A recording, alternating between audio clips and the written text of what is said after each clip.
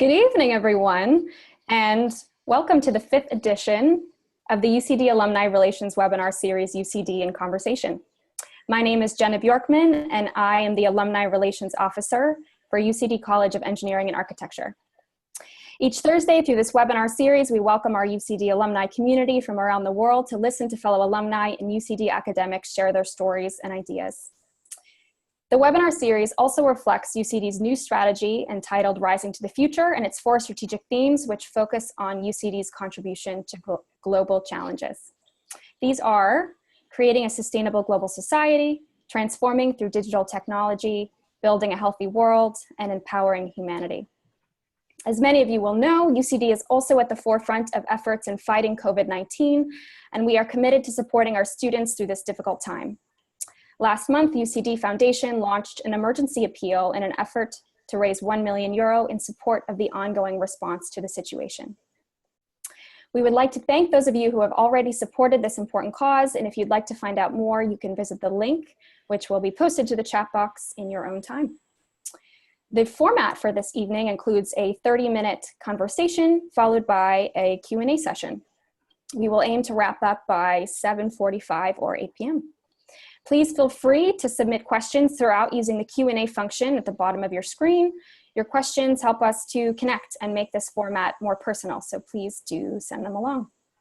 Colman will get to as many as he can at the end of the conversation, but please note that he may not have time to address every question. If for whatever reason you have to leave the conversation early or have a problem with connectivity, don't worry, we are recording this session and it will be available on the UCD Alumni YouTube channel very soon. So now, without further ado, I will hand over to Colman Farrell, Head of Program Development at the UCD Innovation Academy, who will appear in conversation with Colin Keogh, an award-winning, highly driven and innovative engineer who is co-founder of Open Source Ventilator and the Rapid Foundation, and an engineer at UCD School of Mechanical and Materials Engineering. They have very graciously joined us today to discuss crisis-driven innovation, adaptability through technology. So over to you, Colman. Great, thank you so much, Jenna, and welcome, Colin, and welcome to everybody who's tuned in. I can see the numbers here at the bottom of the screen, so wherever you are, if you're nearby, Dublin, around Ireland, perhaps further afield, you're all very, very welcome. So thank you for joining, everyone, for joining us this evening. It's my pleasure this evening to be in conversation with Colin Keogh. Colin is a man with many hats and talents, a kind of engineer, innovator, social entrepreneur, and you've been involved in a whole range of different things, Colin. But perhaps one of the most recent projects and very relevant to COVID is the Open Source Ventilator. Would you mind telling us a little bit about the Open Source Ventilator project? Sure. Hello, everyone. Yeah, so the Open Source Ventilator project was what I've described as an amazing act of procrastination, let's say. So at the probably about 2 months ago at this stage now, I had just finished my Viva for my PhD and had a list of corrections to do, as you do, and at those final stages, the last step is always the hardest one to make. So in a kind of act of procrastination to avoid doing what was quite a minimal amount of corrections, we started Open Source Ventilator. So yeah, massive levels of avoiding a very minor administration job. So what kind of happened, it was probably around St. Patrick's Day when the lockdowns and all started, and we got word that we're going to run into a period of restriction, and COVID really started to bite around the world. So at about that period, having worked with my foundation and in 3D printing and innovation for quite a while now, I kind of looked at the position that was going on in the world and said, there has to be a way technology can do something. So in that case, there was somebody I'd worked with in the past had tagged me into a Facebook group, which at that stage was focused on looking at trying to develop open source ventilators. Now, they very quickly pivoted away from the ventilator and they moved towards creating other open source medical devices. But in doing so, I joined the group. I thought it was super interesting, and I asked the guys organizing the group, could I help them promote it? So I helped them promote it, and very, very quickly that group had exploded. And in doing so, in exploding, popularity went through the roof. And I think very quickly it resulted in a Facebook group with probably 10 or 15,000 people in it, all trying to work towards making these medical devices. So in the course of developing and promoting this sort of Facebook group, it garnered an awful lot of attention in Ireland, and some people that I've worked with in the past, people in the HSE and people that I've worked with in the kind of Dublin startup and tech ecosystem in the city had seen me promoting this group and said, look, do you think, is there anything we can do to help? So myself, Conal Laverty from WEA and David Pollard from WeHelp Group, the three of us had worked on some stuff before, and via, you know, the innocuous one-line WhatsApp message, I think it literally was, I think something could be done. We then started, what that stage was Open Source Ventilator, and then very, very quickly it exploded. We had, I think at one stage we had nearly up to 5,000 people had contributed effort and support. But not only ventilators, there was also an element of other things. There was lots of people coming to us and saying, we have these other problems, can you help with these? So two other people that helped us start originally, Roisin Lyons from DCU and Gillian Berry from over in the west of Ireland, they had set up another project, and the other project looked at PPE and equipment, and they've been working away on that for the last couple of months as well, developing out these solutions. So it was kind of a case of people that work in technology and engineering and innovation, kind of that feeling that we all had around St. Patrick's Day, this unknown wave of COVID coming, and everyone wanted to do something and help. So we just kind of built this kind of community via Slack and via websites and that sort of stuff to just help people contribute to solving these COVID related problems. So as we were going along, we focused on looking at the ventilators, and the need for ventilators at that stage was huge. Now, thankfully, it happened to be massively overblown, which is a very, very good thing in this case. But looking around on the internet, some of the leading designs for open source ventilators were coming out of Canada. A designer in Canada called Trevor Small, and he created a project called Open Lung, and he was very, very quickly iterating these sorts of like concepts, design concepts. Now, I happen to know Trevor from work done in the past in the US. So again, I dropped him a message and said, look, let us help.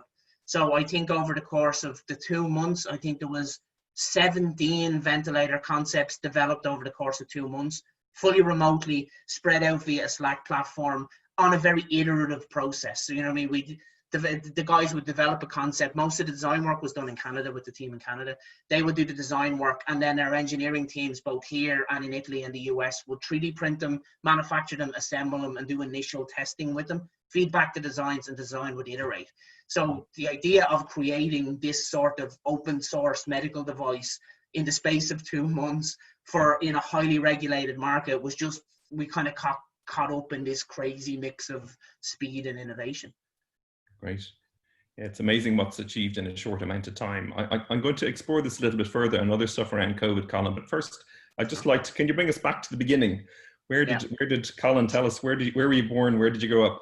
So I was born and raised and still live in the beautiful town of Bray, County Wicklow. In a sunny evening like this, it's nowhere better to live, in my opinion. So I grew up there, and my kind of background started in an automotive garage, really. So my father was an automotive mechanic. He still is. He's set up his own business, has been running that now for more than 30 odd years. And so I was always kind of exposed to that sort of, you know, fixing things, technology, engineering sort of stuff with him. So, you know, I like an awful lot of kids as well. You know, I love Lego, I love racing cars, I love Meccano, I love that sort of stuff. So I was kind of like predestined to become an engineer in a certain extent. But what was quite interesting early on in my kind of education perspective, I had like problems reading when I was a kid. So very, very early when I started school, I was younger than everyone else in the class, and I was kind of behind when it came to reading. Now, you know, the people thought, you know, maybe it was dyslexic. I don't think dyslexia was terribly well known then, but it turned out I was just a very lazy child and I didn't like reading. So it was whatever that way. But I always had this proclivity to spatial awareness and shapes and patterns and machinery, that sort of stuff. So throughout primary, secondary school, I was always quite good at, you know, design, engineering, woodwork, that sort of logistical problem solving thing. So engineering was always the kind of way for me to go. So I went into undergrad was mechanical engineering at UCD, and then I did a master's in renewable energy systems. Spent a couple of years working on R&D projects, both in the university and with external kind of private clients. And then decided to do a PhD on innovation methodologies, just to kind of see, could I map or improve processes that I've used myself, and I've seen other kind of innovators in the kind of technology and business space use themselves. So that's kind of brought us up to me finally submitting the PhD about 2 months ago, and whatever I go forward onto now. And have you made the corrections, Colin?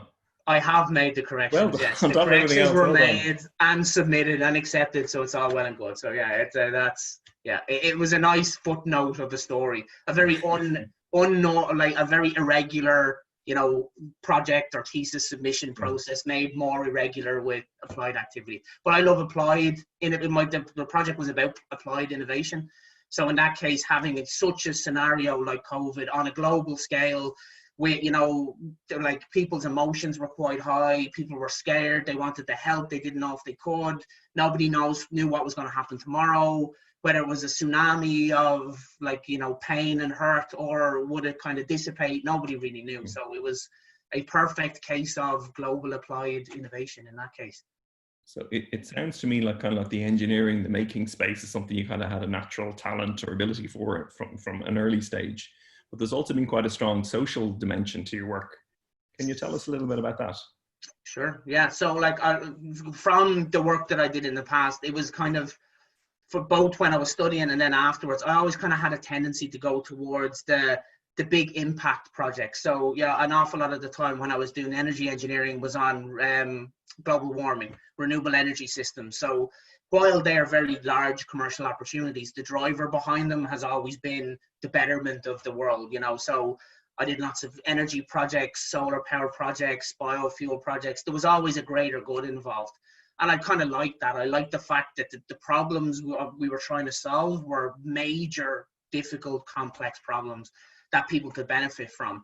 And then I'd always liked difficult problems. So problems that, an easy problem, there's no enjoyment in solving an easy problem. So you go trying to solve difficult problems. And the energy ones were difficult because of the scale of them, large, needing, millions of kilojoules of electricity. It was the scale was a problem. But it produced, to me, I love the process of the difficult ones more than the easy ones. And the difficult ones were always more socially slanted, be it energy, be it inclusion, because there's no more complicated machine in the world than a person. So, it's complicated in that case. So yeah, I always had a tendency towards the social projects. And then as technology came in, so I got involved early on via the Innovation Academy, so thank you to them, in the 3D printing space. I think this is one of the original ultimators that the Innovation Very Academy original, I think. Yeah. So, they haven't changed much. No, they haven't. And this one has seen some hard days. I think this one has traveled halfway around the world numerous times. But technology had a great way of solving these complex issues. So, when you have a cool piece of technology, the best project to solve is a kind of social one. So we very quickly got to a spot where the greater good was more important, and the tools for accessing the solution were kind of more interesting. I could have went and worked in finance and worked on modifying an Excel spreadsheet, or I could bring a 3D printer to Africa and see what we could make in the middle of nowhere. That was always more appealing, and I got to feel it in my hand. It was very tactile from my days as a car mechanic. You can diagnose the problem in an engine by how it sounds, or that sort of stuff. I love that kind of human feeling element that you have in it, and that these sort of social projects gave me more of that touch point, be it a person or be it a piece of hardware. You could see the impact of what you're doing very, very quickly. You mentioned there briefly 3D printing in Africa. Can you tell me a little bit about that? Sure. So 3D printing in Africa. So again, when the Innovation Academy were very gracious to buy a load of 3D printers to massively raise the technology level of the university in UCD, they were distributed throughout the university. And in what was very, very clever and very fruitful project at the time, it gave access to people that were maybe non-standard. Not an awful lot of 3D printers would have probably went straight into engineering schools. Whereas in this case, the 3D printers were spread around the university. Now, despite the fact everyone went into an engineering school with 2 engineers, me and Shane Keaveney, the 2 of us together, had got them. And we were like, these are really cool. What can we make with them? And, very, very quickly, you make the kind of trinkety things as everyone does. So, be it Yoda's head or a T-Rex, whatever it is, you make the trinkety things. but then you want to do something else with them. You want to have them, you want some impact to come from them. You want to push the limits of them. So for a couple of weeks to a couple of months, I think Shane and myself were stripping these guys down, putting complex parts on them, tuning them to try and get them to perform well beyond what they were meant to do. And that kept us interested for a while, but even then you run out of things to tune until the machine becomes something that it didn't start out as. So we looked at it and said, you could make anything with these machines. We think these could do something in the developing world. So at that stage, it would have been about 2014, I think, 2015. We had built up probably about 6 months of expertise in it. We knew how they work, we knew how to tune them, we knew everything about these sorts of consumer 3D printers. We'd said we could do something more with it. So we'd approached all of the NGOs in the country at that time and said, we'd love to consult with you on your 3D printing activities. You know, we know a lot about the machines. We'd like to make your 3D printing activities like perform better. To which everyone came back to us with, what are you talking about? What's a 3D printer? Are you crazy? What are you on about? So they just weren't common at the time, and they weren't being used in kind of NGO developing world scenarios. So instead of trying to get them in with other groups, we just said we'd do it ourselves. So we started the Rapid Foundation about that stage, and the idea was we'd send a low-cost 3D printer with a traveling aid project. So there was lots of aid projects. UCD VO was our first partnership, and we had sent some of our hardware and some of our training with some of their student traveling groups. We trained the groups how to assemble, tune, and utilize the machines, and then they took it with them to the developing region. So I think the first project was to India, Vijayawada in India, and they brought it over to India, showed the kind of the people in the building and the kids and the people in the region how to use it, and then just kind of let them at it. So see what people in these regions could do with them, and like our eyes were kind of opened. We kind of had a Western slant, like we will be able to guess what people in a slum in India will need, and it will completely and utterly wrong. But we sent it over, and the people themselves turned it into things. So that Indian project in particular, they were making educational toys. So at that stage, it was in an orphanage. It was in an AIDS orphanage in a slum in India. And the kids in the orphanage didn't have pens and paper to learn with, but they had 3D printed cell models. It was just a crazy dynamic at the time that a low-cost machine could give kids in a slum technology beyond what school kids here or in the developed world had. So we kind of said there's something in this, and over the last few years, we've been kind of distributing 3D printers and support and projects on an variable basis to locations around the world in kind of India, and mostly India, Africa, and then doing a lot of kind of advisory work in a non-profit capacity with other groups such as Field Ready in Nepal and organizations in South America, just how people can use these 3D printers to unlock localized creativity, let's say. Great. You've been involved over the years, Colin, in many different innovation projects of different types. What have you kind of learnt about the process of innovation and being innovative? Yeah, so that learning about the process is innovative in itself. So like, I think the main thing I've found in particular is the main limitation for any innovation practice is at the very beginning, and that's the process of starting. That's like 90% of the battle is starting. So like, anytime I give a talk or anything, I always like to ask a question at the beginning, and I ask everyone in the audience to say, put your hand up if you've ever had an idea for a product or a service that would make your life better, but you never got it across the line. And like, you know, normally half the audience put their hand up, and I usually say, that's great, thank you. The other half of the audience are probably lying. You know what I mean? So everyone has had those sorts of things. You know, that moment of like, if only this did such and such a thing, or if only I had this piece of software, I had this piece of machinery, this sort of stuff, that gives you an awful lot of kind of, it just shows you how ubiquitous innovation can be. But an awful lot of people have these ideas but never kind of start the process. So the fear in failure is a big kind of crossover bit at the beginning, and then the idea of failure itself is really, really interesting too. As in the position I'm in now, I absolutely love failure. I adore it. You know what I mean? It's one of the best learning experiences you could ever have. Like, nobody ever learns a lesson from succeeding the first time they try anything. You know what I mean? It's a failure bit. So on the one hand, people are afraid to start in case it doesn't work. And then when you get into the process of innovation, you find that you kind of nearly want it to fail so you can find out how you can make it not fail the next time. You know what I mean? So there's this kind of nearly like a kind of double negative in there as well, as in the reason people don't begin is the thing you want them to learn very, very quickly when they do start. Okay. And is there a failure, not intending in any way to try and embarrass anyone, but is there a failure or time that was very difficult you felt and you actually learned a really large amount from it, even if at the time maybe it was like, this is very hard? Yeah, constantly. Like, so it's like, I think the best example from that can be taken from the land of like technology startups, you know, because they're in a land of which success is presented, and it's generally only the success is presented. So everyone knows about Instagram and Facebook and all of these large tech companies, but they don't know about the 99% of companies that didn't work beforehand. So you can see in there that sorts of happens, but some of the best failures in the world were just turned into amazing ideas that were doggedly determined. So I remember meeting, I think, I can't remember his name. I think it's Brian Chesky, the guy that, one of the founders of Airbnb. I remember seeing him at an event years ago.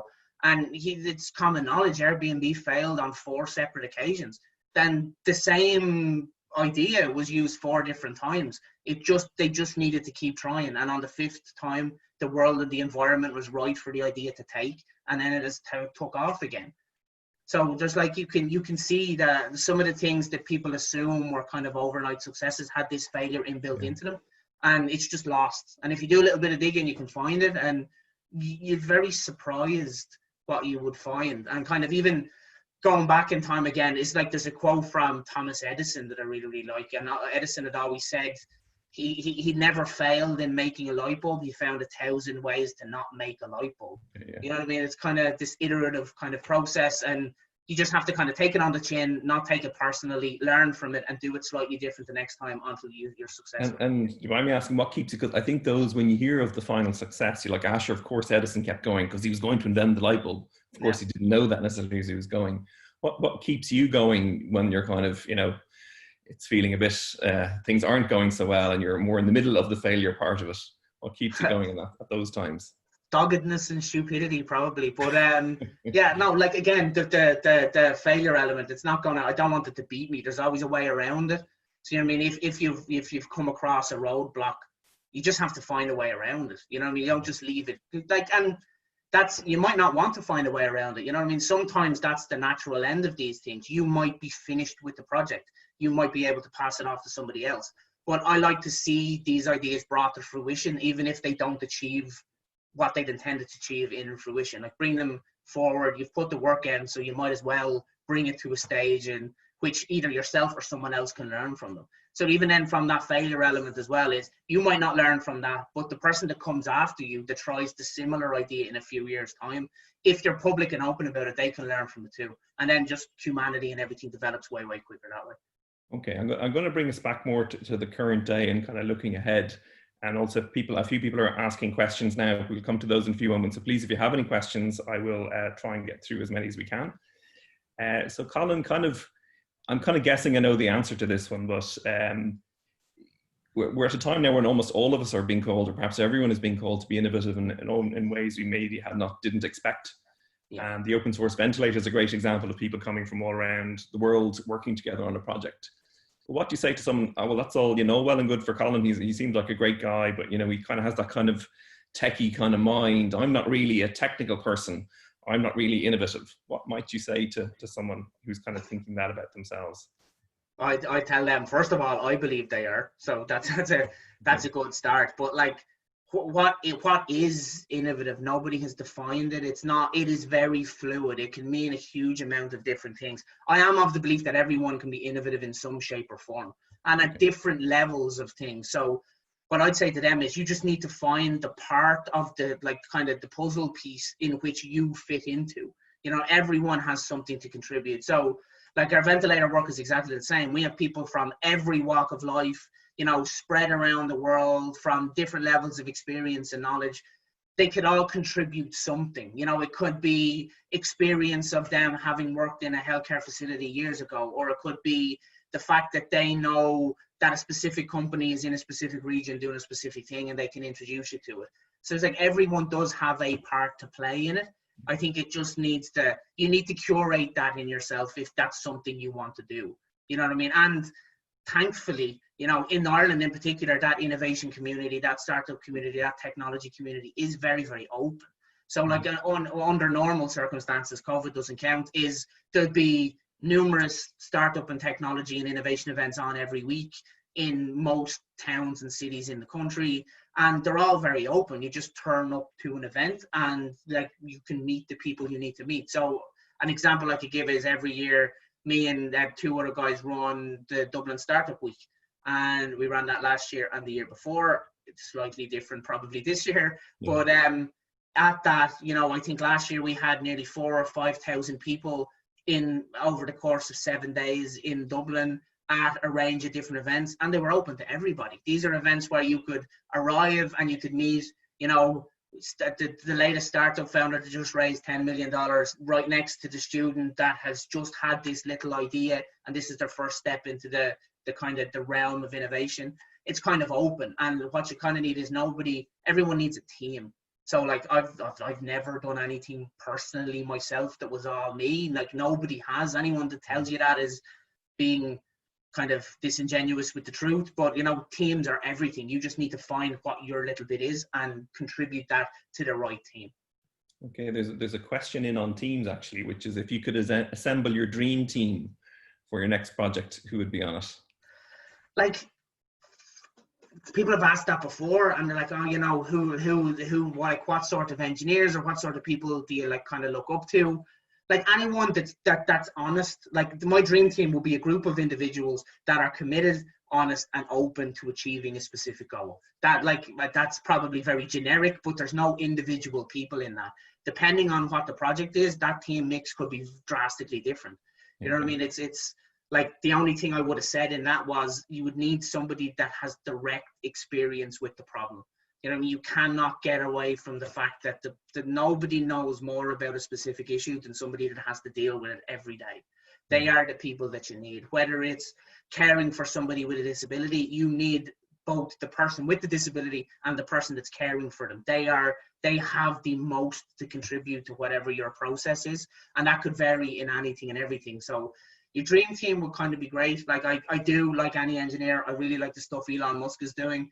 Not a massive fan of his non-work related antics, to be honest, but like I sat up last night waiting for that rocket launch again, because it's like it's cool. Like it's people are going on that's a commercial manned mission to the ISS. Like if I had a chance, I would be sitting in that rocket if they'd let me. So like it's no one in particular, but of course I like that sort of high-end stuff in which people strive to do the impossible, or what was thought to be impossible. I think your day will come for that, Colin. I did get an unofficial reference from Chris Hadfield, so like I don't think I have that kind of clout. Yeah, he told me I'd make a great astronaut because we talked about compression cycles in 1960s muscle cars. So yeah, loads to do with space. A related team question that's in as well, which is kind of around, I guess, those very large collaborative projects where you have, as you said, actually thousands of people involved.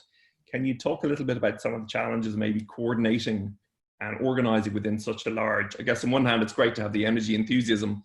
On the other hand, just so many people involved must raise some challenges at least. It's very, very difficult. And if I'm 100% honest, we could have done it way, way better. Like there's lots of things we could have done way, way better. So things like making sure everyone has something to contribute. It's just very difficult when you have thousands of individuals and you don't know who any of them are, so you don't know what they're good at and you don't know what skills they contribute. So the scale is quite good, but then also structures. Like we should have built stronger structures very, very early, like, you know, reporting structures and project management structures and that sort of stuff. So that's very difficult when you have big teams. But also then the personal element, you know what I mean? It's very hard to know what the personalities of the individuals you're dealing with and what they need to feel supported. We'd no way to tell. And like in our ventilator project, for example, we didn't have time to do it. Everything was so fast. We had no time to build any structures. So it was a really strange period to be in as well. Like I don't think I probably won't live through another period like that again, in which literally around the St. Patrick's Day or a few days after, the whole world became an overnight expert on ventilators. You know, everyone was interested in how many there were, how many were needed, could you split them, we need more of them. And like that external pressure with people saying, look, we need these things very, very quickly. Do you have it finished? Where is it going? What are you going to do with it? It was like caused so much external pressure. We didn't have time to do all of that organizational element. So it is very kind of chaotic when you go that way. But yeah, a solid plan would make sense. But I think we'd probably now only be able to write a plan having been through it. Right, okay. So like it's kind of, yeah, we kind of, it was a wing and a prayer as we were doing it, and it went quite well. But even also what was quite strange in that case for these sorts of project was what you're trying to solve. So, you know, if everyone can unite around the project, that's great. So everyone did. But in this case, with our ventilators in particular, the need for them was lessening every single day until we got to a stage where we're at now, where people are saying, look, we don't even think ventilators are the right thing to treat people with COVID. So, you know, you're kind of flying blind with a cast of thousands you've never met before on an online platform nobody knew how to use, with the whole world exerting crazy pressure on you. So like there was cases where, you know, I was fielding, me and Trevor in particular in Canada, we were fielding phone calls from people at 3 and 4 o'clock in the morning from the other side of the world trying to bribe us to release our designs that didn't exist yet because they needed them. So it was like a pressure cooker, and a pressure cooker is not the best time to build structures for, you know, order and regulation. So yeah. Kind of in some ways building on the theme, I guess we're at a time when, you know, across the public sector, across the private sector, in Ireland and actually across the world as well, we're kind of all being called to be innovative in our, if we're in a business or enterprise or organization, large or small, in our personal lives, around childcare, education, everything. Can you, any words of advice or suggestions, kind of building on the question here, for people who are trying to encourage innovation within their own team, their own department, their own organization? Well, the easiest one is the artists, you know what I mean? You copy it until it's new. So, you know what I mean? As you copy what works. Like there's lots of companies, you know, originality is a very, very rare thing. And originality in technology or business is exceedingly rare. You know what I mean? Is you might not, you might think your brand new idea has never been done before. You just haven't heard of the numerous other people that have tried to do it before you. So copying what works in other companies or groups or other people in the same situation as you, copy them, try it out, tailor it and tweak it to make it work for you.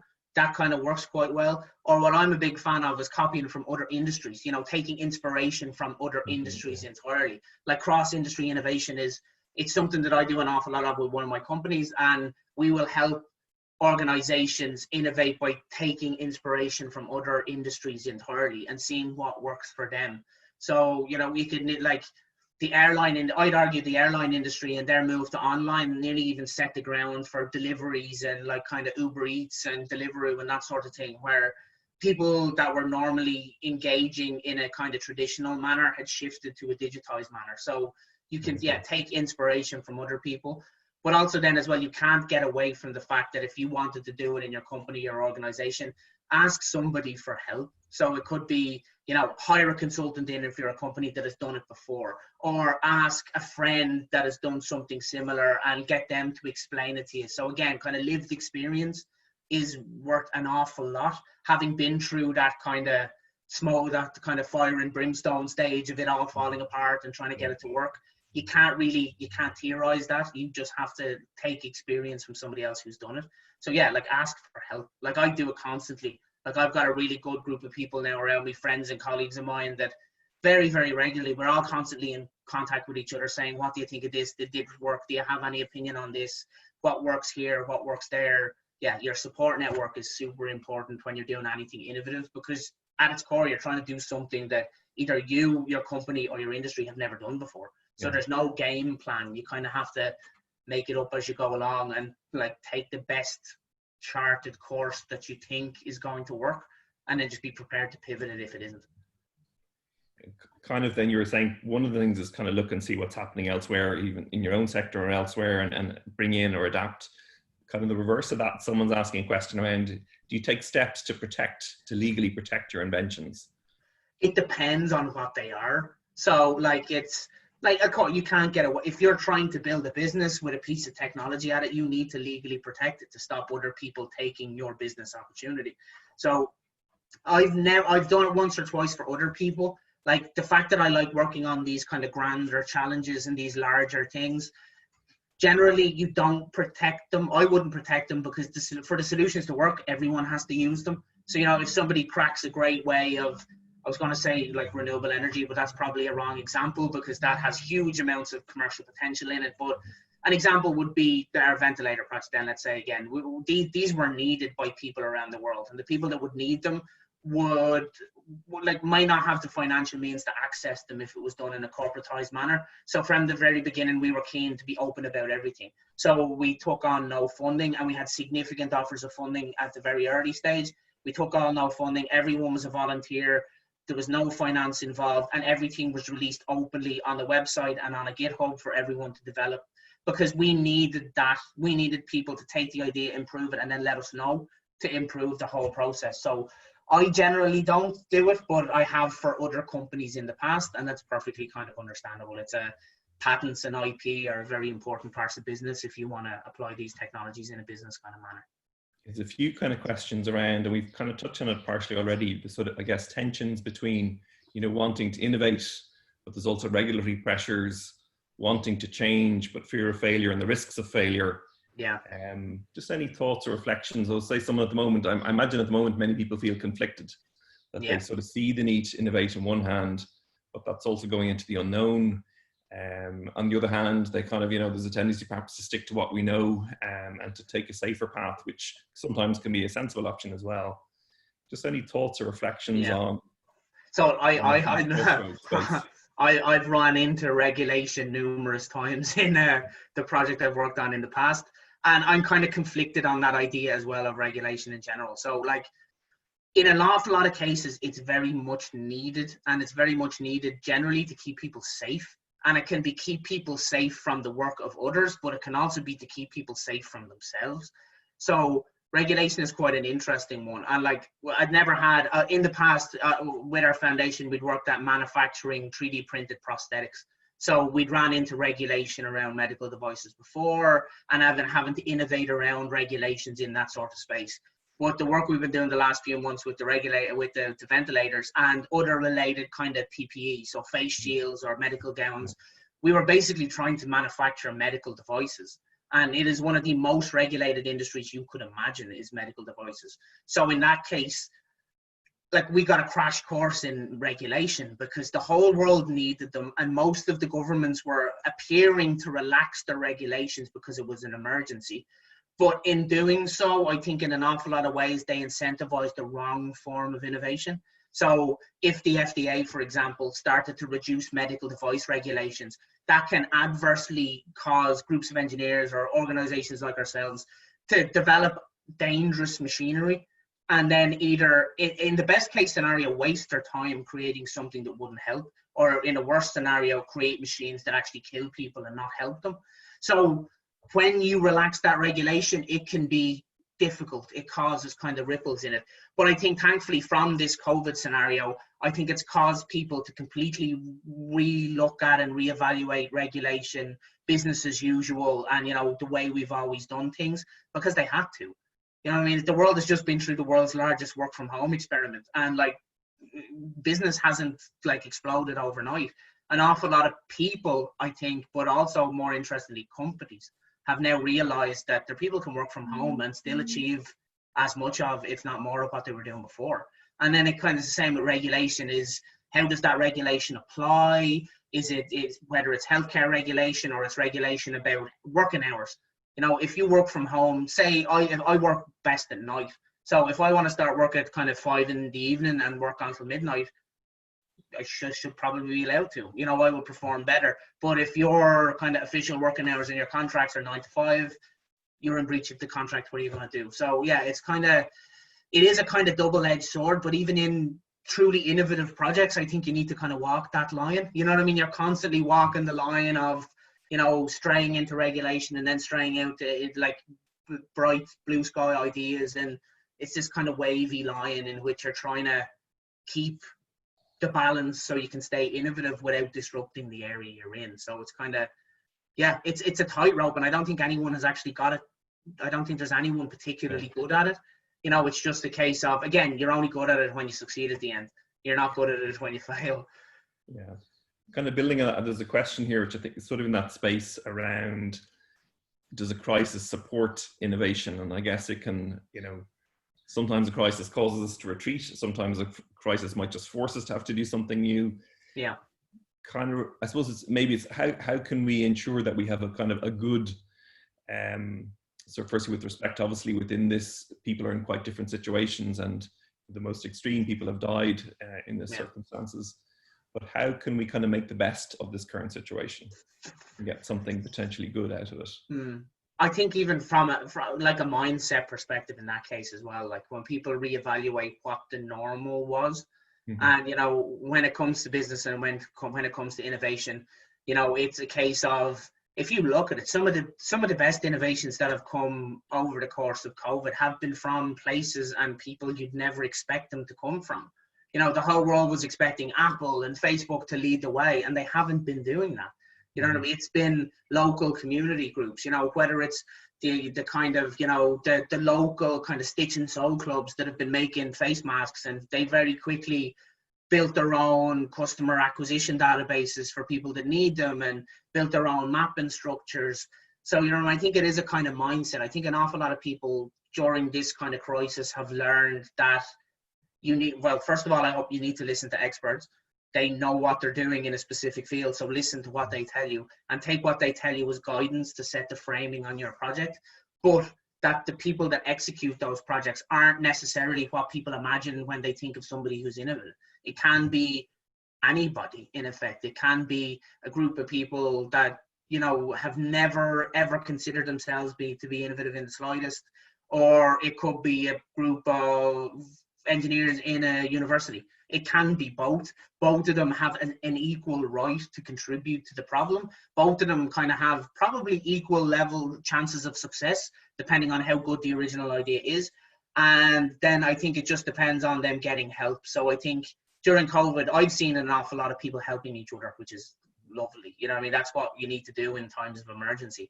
Whether it's something as simple as collecting groceries for your neighbor next door, or it is, you know, offering your expertise or finance or kind of funding to help a project like ours or a project like any of the other kind of COVID responses. People have become nice. People become nicer in times of emergency. I think if they carry the two of them on, if they carry the fact that they know you've made an impact, even if you've just donated money to somebody who's stitched a face mask, you've been truly innovative, you've made an impact to somebody's life, and that you can keep doing that from now on in. So I would kind of hope that what people do is they take that on and they kind of truly believe that. So, you know, when business in 6 months or a year's time, when, you know, COVID is a footnote in history, when people go back to work again, that opportunity when they're hearing of a suggestion or they have an idea in a business context or in their daily life for something that could be new and something that could work, that they'll remember this time and say, oh, well, I made a contribution then.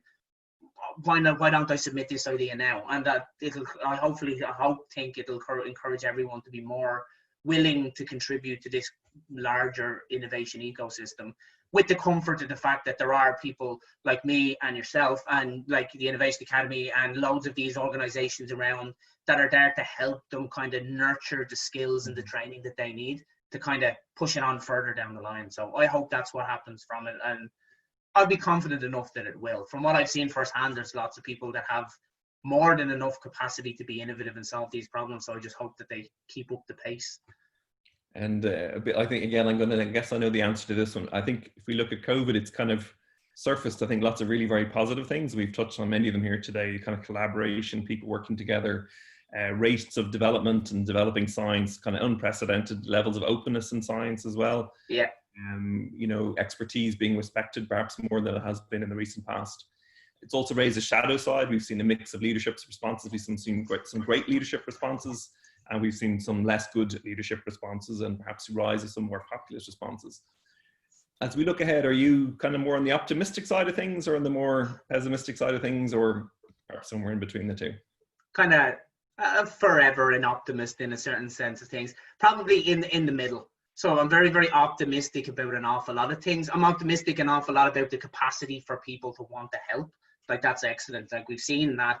That's great. I'd kind of be more pessimistic in that case by just on human nature. So, like, humans are fickle beings. So, you know what I mean? And I'm including myself in that as well. You know, as soon as we have the opportunity to go back to the way things were, I think people might swing back a little bit too far and go back to the normal as it used to be, and kind of lose some of the lessons that have been learned. You know, so for example, everyone, I have an awful lot of friends of mine who are at home from work now, and some of them have lost their jobs, and it's they'll struggle on and they'll find new opportunities, I'm sure of it.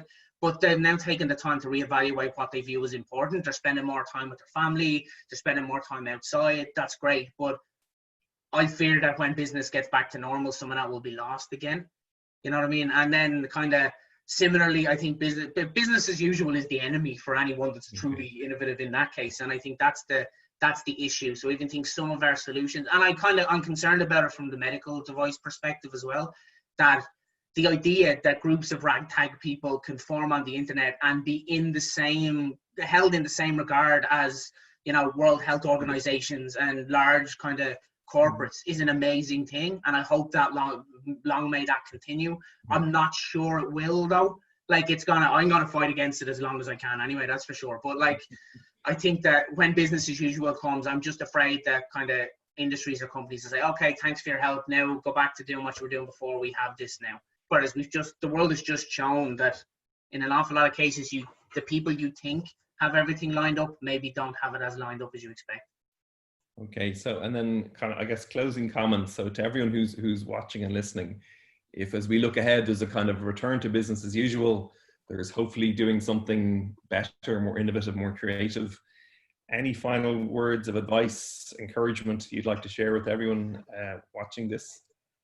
Okay, copyright claim from Nike. Yeah, just like the just to do it thing. You know what I mean? Just kind of do it. So like, when me and Shane started our foundation, when we sent this printer overseas, we had no clue what we were doing. We had no idea if it was going to work. We had no insight on what would happen. We had no ability to even realize what would happen. So as it turned out, we learned a very interesting but ultimately useless lesson. As in, when we sent this printer, who's manufactured in the Netherlands using wood native to the Netherlands, when we sent it to a slum in India, cockroaches in India think the wood that this is made of is very, very appealing and will do anything to eat it. So we subsequently found out, like, very, very interesting lessons, that this 3D printer ended up stored in the safe in the orphanage every night to keep the insects away from it. So, you know what I mean? Just the idea of, you don't know about these things. We could not have known about these things at all. You know, you just need to take that jump and just be comfortable in the fact nobody expects you to know everything. Nobody expects you to even know what you're doing in an awful lot of these new kind of innovative processes, because if it's really innovative, nobody's done what you've tried to do before. So, or you're not aware of them, or they're not aware of you. So yeah, just do it. Reach out to people like me in the Innovation Academy and universities and, you know, city councils, and they're all very, very interested in supporting any and all forms of innovation. So if you have that idea, get it out of your head and turn it into something. At least try it. If you try it and it doesn't work, you've learned it doesn't work, so be it. At least it's out of your head. And best case scenario, you try it and then you're the next Elon Musk. More thank you sane. so much, Colin, for being so open and for your time and for sharing your stories and advice and experience and insights. Thank you very much. It's been a real pleasure. Thank you very much. Thank you. Fantastic. Fantastic parting words, Colin. What a fantastic conversation. A big thank you from all of us at UCD Alumni Relations to Colman Farrell and Colin Keogh for sharing their time and their stories with us this evening. And a thank you to all of you for your questions and for tuning in. Don't forget, this conversation will be available on the UCD Alumni YouTube channel, so you can rewatch or share it with your networks. We would also be delighted to hear your suggestions for future conversation topics. Simply email alumni@ucd.ie. We'll be back on Thursday, June 11th with Orla Feely, Vice President for Research, Innovation, and Impact, who will be in conversation with UCD alumnus Sir Kieran Devane, the Minister for Health's designated chairperson for the board of the HSE, on the topic of leadership in crisis. Again, thank you so much for being with us this evening. Enjoy your bank holiday weekend, and we look forward to welcoming you again in 2 weeks' time. In the meantime, please stay safe and well. Good night. Thanks, everyone.